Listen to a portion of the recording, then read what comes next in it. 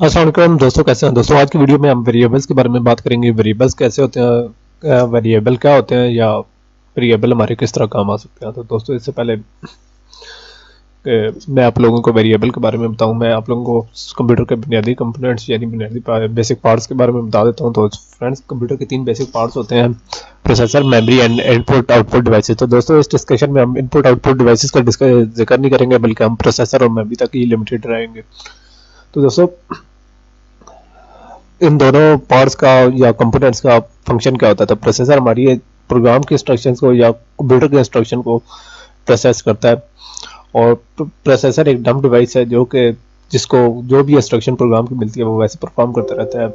और तो ये एक प्रोग्रामर की जिम्मेदारी होती है कि वो बताए कि हमारा प्रोसेसर करना क्या चाहता है। तो दोस्तों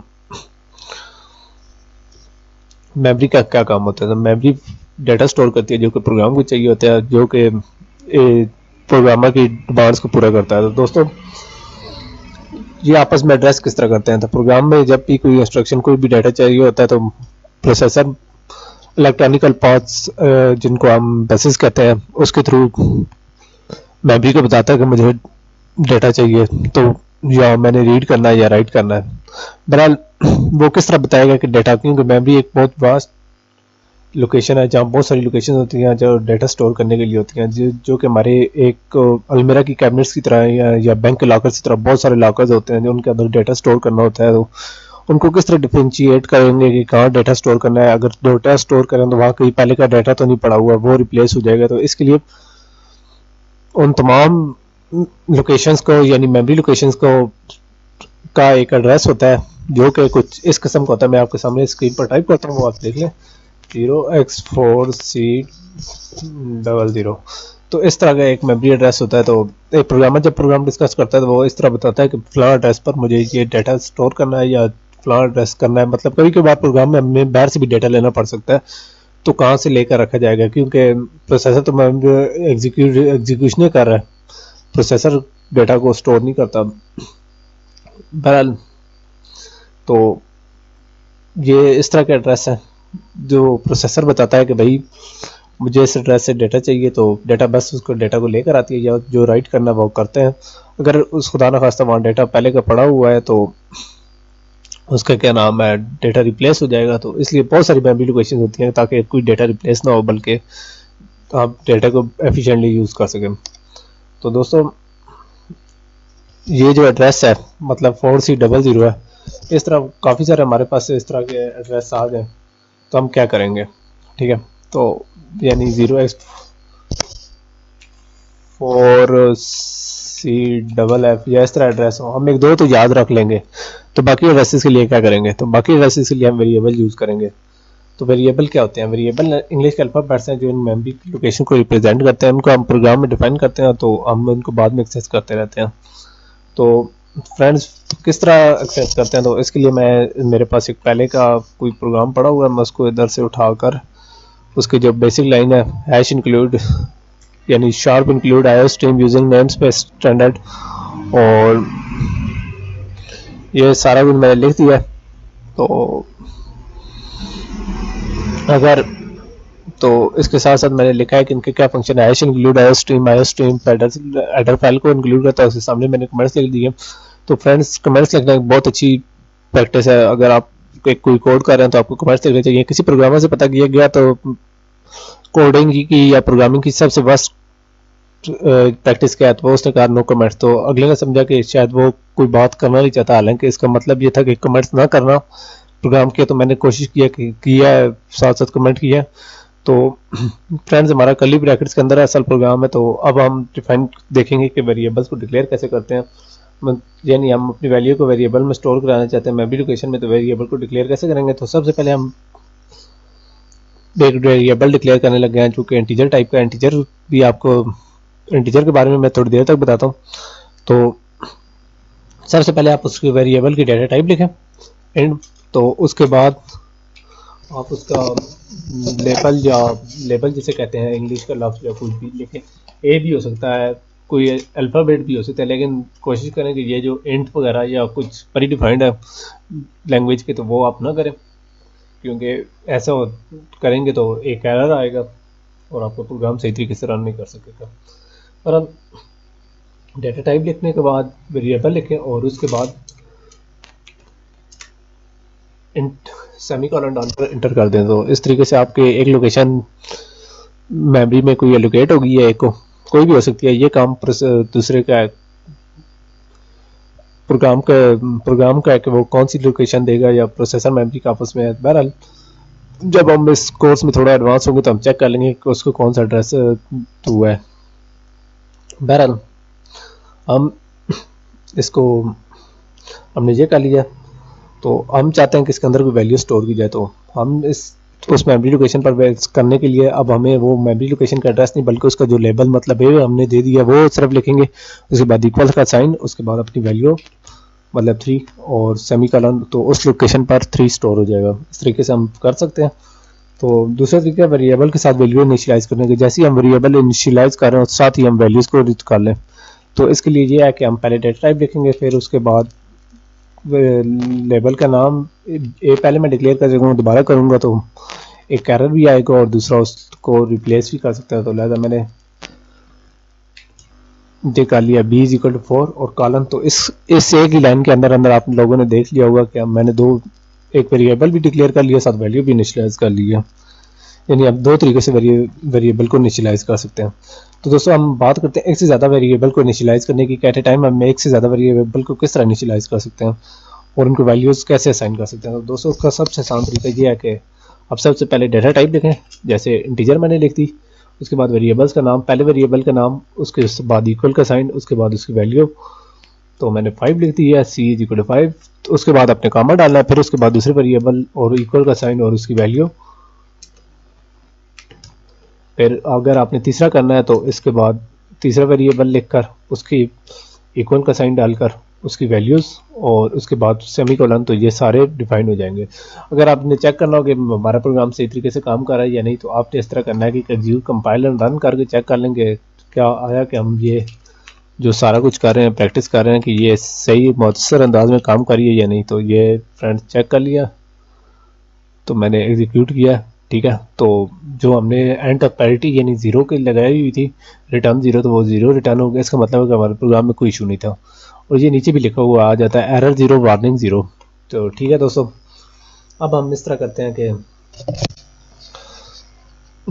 बात करते हैं वेरिएबल्स की टाइप्स की। जैसे मैंने फंक्शन के शुरू में बताया था कि इंट साथ लिखा हुआ और एंड पर इंट लिखा हुआ मेन फंक्शन के साथ। तो ये क्या है, यहाँ मैंने इंट यूज़ किया। तो फ्रेंड्स ये बताने से पहले मैं आप लोगों को बता दूं कि वेरिएबल की बहुत सारी टाइप्स होती हैं। तो हम चंद की बात करेंगे क्योंकि एक तो हमारे पास टाइम बहुत लिमिटेड है, दूसरा आप लोगों की स्किल्स नहीं है। अगर मैंने सारे की बात की तो बहुत सारा टाइम गुजर जाएगा और बहुत सारी चीज़ें आप ऑब्जर्व भी नहीं कर सकेंगे। बहरहाल सबसे पहले बात करते हैं इंटीजर की, यानी ये जो हमने इंटीजर की बात की है। तो फ्रेंड्स इंटीजर में हमारे नंबर स्टोर होते हैं। तो ये एक मेन यानी जो सबसे ज़्यादा यूज़ होने वाला डेटा टाइप है। तो यहाँ मैंने फंक्शन के साथ भी लिखी है। तो इसका क्या मतलब था, ये फंक्शन 0 रिटर्न करेगा यानी एक इंटीजर रिटर्न कर रहा है। तो फंक्शन की डेटा टाइप इंटीजर हो गई। बेशक इसके अंदर बहुत सारी वैल्यूज दूसरे में भी होंगी, कैरेक्टर्स में स्ट्रिंग्स होंगी, लेकिन फंक्शन मेन जो एंड पर रिटर्न करेगा वो 0 ही करेगा। या कहीं भी हम 1 कर सकते हैं। तो ये हमारा बहरहाल एक पैरिटी है। हम अमूमन प्रोग्राम के एंड पर इस तरह की लगा देते हैं ताकि चेक कर सकें कि हमारा कोई प्रोग्राम किसी बगैर इशू के हो गया, एग्जीक्यूट हो गया या उसमें कुछ इशूज से। बहरहाल दोस्तों इसके बाद हमारा जो दूसरी डेटा टाइप है वो उसकी बात करते हैं। तो मैं पहले इस तरह करता हूँ कि यहाँ थोड़ी सी गैप डाल देता हूँ, ठीक है, स्पेस डाल देता हूँ ताकि। तो दूसरे हमारी जो डेटा टाइप है वो है कैर या करेक्टर। तो जो कि करेक्टर को होल्ड करती है। तो उसको इनिशियलाइज कैसे करते हैं, उसके लिए सबसे पहले CHAR। तो इसके लिए मतलब किसी का भी नाम, मतलब मैंने VU ही रख दिया करेक्टर। तो इसके अंदर मैंने करेक्टर किस तरह स्टोर करना है, मैंने डबल क्योर्स नहीं लगाने स्ट्रिंग की तरह, बल्कि सिंगल क्योर लिखकर उसके अंदर कोई भी एक वर्ड तो नहीं, एक अल्फ़ाबेट लिखकर, तो उसके बाद फिर सिंगल क्योर और इंटर का दूसरा सेमीकोलन डालना है तो एक हो जाएगा। तो सिर्फ इंग्लिश के अल्फ़ाबेट नहीं बल्कि हिंदी की भी अल्फ़ाबेट, मतलब 1 2 3 4 5 भी हो सकते हैं इनिशियलाइज। तो दोस्तों अब हम तीसरी डेटा टाइप की बात करेंगे जिसको हम बूलियन कहते हैं, यानी बूल। तो इसके लिए बूल, और तो इसके लिए मैं इसका कोई नाम रख देता हूँ, मतलब BL। तो इसमें क्या होता है, इसमें दो बुलियन की हमेशा दो वैल्यू, ट्रू या फॉल्स। तो इसमें ट्रू लिख दें या फॉल्स लिखते हैं, ठीक है। इसी तरीके से 1 0 भी इसमें यूज़ होता है, 1 ट्रू के लिए और 0 फॉल्स के लिए। बहरहाल दोस्तों, जो हम बात करने लगे हैं वो है तीसरी डेटा टाइप की, चौथी डेटा टाइप, सॉरी। पहली हमने इंटीजर, दूसरी कैरेक्टर, तीसरी बुलियन और चौथी फ्लोट। फ्लोट में हम कभी कभार हमारे पास डाटा ऐसा आता है जो पॉइंट्स में, फिगर्स, डॉट्स में होता है, तो हम उसकी मदद से हम पॉइंट्स में जब भी हमें कुछ फंक्शनैलिटी वगैरह करनी होती है तो हम इस तरह करते हैं कि फ्लोट यूज करते हैं। तो फ्लोट्स के लिए ये तरीका है, फ्लोट मतलब मेरी हाइट है 5 फीट, तो float height is equal to 5 feet 7 inches. तो इसकी मदद से हम डेसिमल में भी डेटा स्टोर कर लेते हैं। तो हम इंटीजर में क्यों नहीं कर सकते? इंटीजर में एक होल नंबर होता है, अगर हम उसके अंदर 5.7 भी किसी में स्टोर कर देते तो वो सिर्फ 5.7 को 5 को रीड करेगा, 0.7 छोड़ देगा, और इस तरह हमारी कैलकुलेशन बहुत सारे एरर इन्वॉल्व करेंगी। और आप लोगों ने न्यूमेरिकल एनालिसिस में भी देखा होगा कि एरर्स हमारे प्रोग्राम के लिए ज़हर कातिल जी अमूमन साबित होते हैं। जब पॉइंट्स में मतलब 0.9 है, 0.9 का मतलब ऑलमोस्ट 1 ही होता है। अगर आप कहीं 0.9 के वो 0 का हमारा इंटीजर का डेटा टाइप कर देती है तो हमें एक काफ़ी सारा लॉस हो सकता है, हमारा प्रोग्राम सारा 0 में जा सकता है। मतलब 1,00,000 को अगर 0.9 से इंटीजर टाइप में अगर मल्टीप्लाई कर भी दें तो वैल्यू 0 आ जाएगी, जिसकी वजह से हमारा एक कम से कम 1000 का डिफरेंस बन जाता है। इस तरह लाखों करोड़ों में इस तरह के डिफरेंस आ जाते हैं। तो दोस्तों, करेक्ट डेटा टाइप अपने यूज़ करनी है। तो इंटीजर में डेसिमल्स वैल्यू में वैल्यू स्टोर नहीं होती हैं। तो अभी मैंने 5.7 लगा, अगर इसमें बहुत ज़्यादा डेटा हो जाते, मतलब 777 या कुछ इस तरह के 5 डेसिमल में बहुत सारे नंबर होते, तो हमें उसके लिए फिर हम फ्लोट भी नहीं यूज़, बल्कि हमें उसके लिए डबल यूज़ करते हैं। तो उसका मैं आपको सामने इनिशियलाइज कर देता हूँ, डबल। तो मेरी क्या नाम है, CGPA हो गया, मतलब हो गया, तो वो है 3.66। तो वो मैंने लिख दिया, तो इंटर कर दिया, तो मतलब एक डेसिमल से ऊपर है, तो ये इसके लिए हम डबल यूज़ करेंगे, यानी छोटी वैल्यूज़ के लिए हम फ्लोट और बड़ी वैल्यूज़ के लिए डबल यूज़ करेंगे। तो आइए दोस्तों, अब हम इनको इस्तेमाल करते हैं, देखते हैं कि हमने किस तरह मसल अंदाज में इस्तेमाल करते हैं। तो सबसे पहले हम इंटीजर डेटा टाइप को यूज़ करते हैं। तो इसके साथ साथ हम देखेंगे कि हम इसके अंदर किस तरीके से कर सकते हैं। तो दोस्तों, मैं ये सारा डाटा रिमूव करके एक नए सिरे से लिखने लगा हूँ। Int a is equal to 5, b is equal to 4, और उसके बाद मैंने सेमीकोलन डाल दिया। तो ये प्रोग्राम मैं साथ साथ सेव भी करता जाता हूँ। तो हम चाहते हैं कि मैं आपको प्रोग्राम में वैल्यूज़ को टेस्ट कराऊँ, फिर उन पर चंद मैथ के बेसिक्स ऑपरेशन करूँ, जैसे कि मैं इन वेरिएबल्स को सम कराना चाहता हूँ, दूसरा कराना चाहता हूँ, सब्ट्रैक्ट करना चाहता हूँ। तो दोस्तों, मैं एक नया वेरिएबल सम के लिए डिक्लेयर करता हूँ जिसमें हम अपना सम करेंगे। तो इंट सम और सेमीकोलन, तो ये एक सम नया वेरिएबल हो गया। तो आप लोग मुझसे पता करेंगे कि इस बार हमने कोई वैल्यू सम में नहीं स्टोर कराई। तो दोस्तों, ऐसे भी हो सकता है कि हम वैल्यू कभी प्रोग्राम से लें, यानी हम हर वक्त प्रोग्राम में कांस्टेंट वैल्यूज़ की गिनती घूमेंगे, बल्कि कुछ वैल्यूज़ प्रोग्राम जनरेट करेंगे, कुछ वैल्यूज़ हम यूज़र से इनपुट भी लेंगे।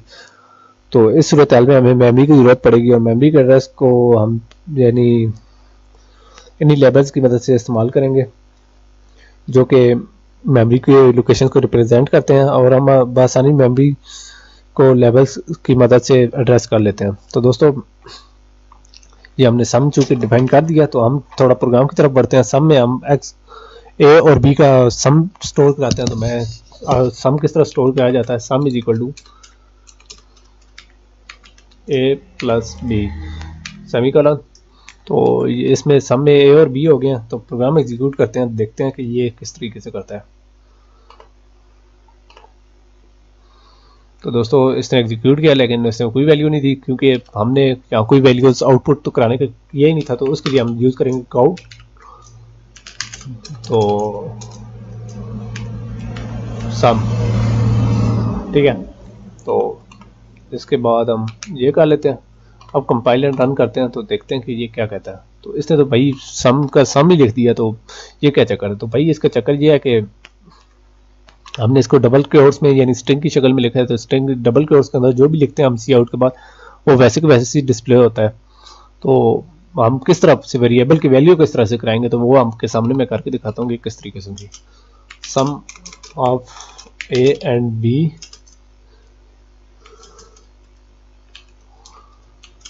इज, तो आपने इस तरह करना है कि दोबारा इसका नई लाइन में लिखना है सम को।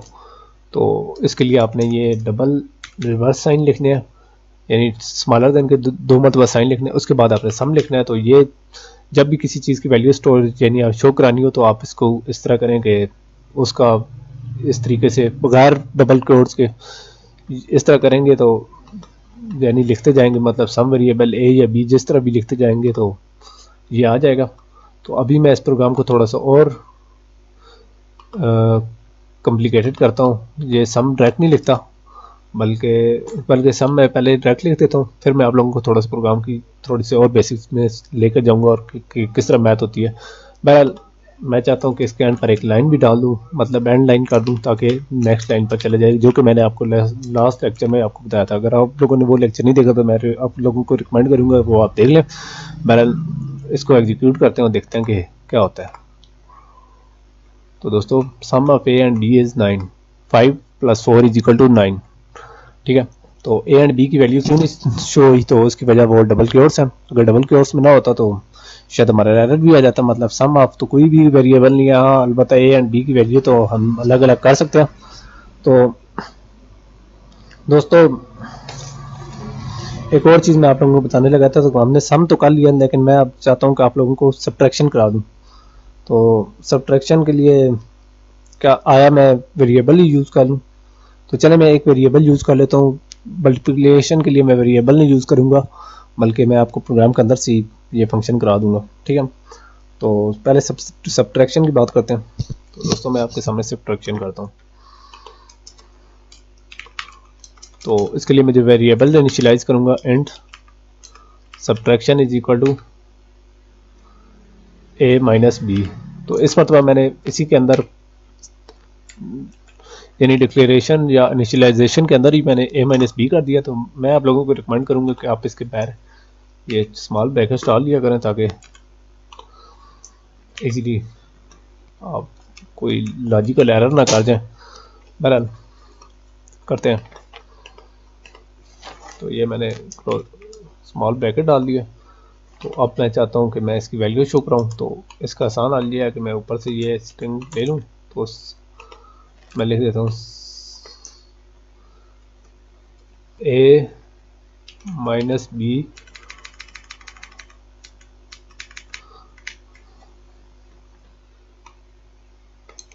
= तो यहाँ मैं सब्ट्रैक्शन के लिए मैंने कौन सा वेरिएबल सब लिखा था वो लिख देता हूँ। तो ये मैं करके एग्जीक्यूट करता हूँ, चेक करते हैं। तो दोस्तों ये a - b क्या हुआ है, 5 - 4 हो गया। तो दोस्तों अब मैं थोड़ी सी बात कर लेता हूँ कि मल्टीप्लिकेशन की। तो मल्टीप्लिकेशन के लिए क्या मैं नया वेरिएबल ही डिफाइन करूँ। कभी कभार तो हमें वेरिएबल की ज़रूरत भी नहीं पड़ती। तो मैं कोशिश करूँगा कि इस बार मैं कोई नया वेरिएबल डिफाइन ना करूँ, बल्कि उसी लाइन के अंदर ही, मतलब प्रोग्राम के अंदर ही मैं मल्टीप्लिकेशन करा लूँ। बल्कि मैं इस मरतबा कोई वैल्यू स्टोर नहीं कराऊंगा, बल्कि आउटपुट ही दे दूँगा, डायरेक्ट दे दूँगा। इस मरतबा मैं मेमोरी को एड्रेस नहीं करूँगा। तो मैं आपके सामने लिखता हूँ a स्टैटिक b, मतलब a * b = तो फिर मैं ये इसी तरह लिख कर, तो इस मरतबा मैं इस तरह करता हूँ कि a b, यानी हम डायरेक्ट भी इन चीज़ों को कर सकते हैं, मल्टीप्लाई वगैरह बगैर वेरिएबल इनिशियलाइज किए। तो इस मरतबा मैं वैसे ही कर लेता हूँ। तो दोस्तों 5 × 4 इज इक्वल टू 20। तो दोस्तों इस तरह बाकी वेरिएबल्स हैं उनको आप ट्राई करें, मतलब डेटा टाइप्स हैं, मतलब फ्लोट और डबल और करैक्टर और बुलियन वगैरह, उनको आप अपने प्रोग्राम्स में ट्राई करें। और अगर आप लोगों को समझ नहीं आती तो प्लीज़ कमेंट डाउन कर दें। तो दोस्तों नेक्स्ट वीडियो में हम इस टॉपिक को थोड़ा और आगे बढ़ाएंगे। तो तब के लिए मैं आप लोगों से इजाज़त चाहता हूँ। अल्लाह हाफिज़।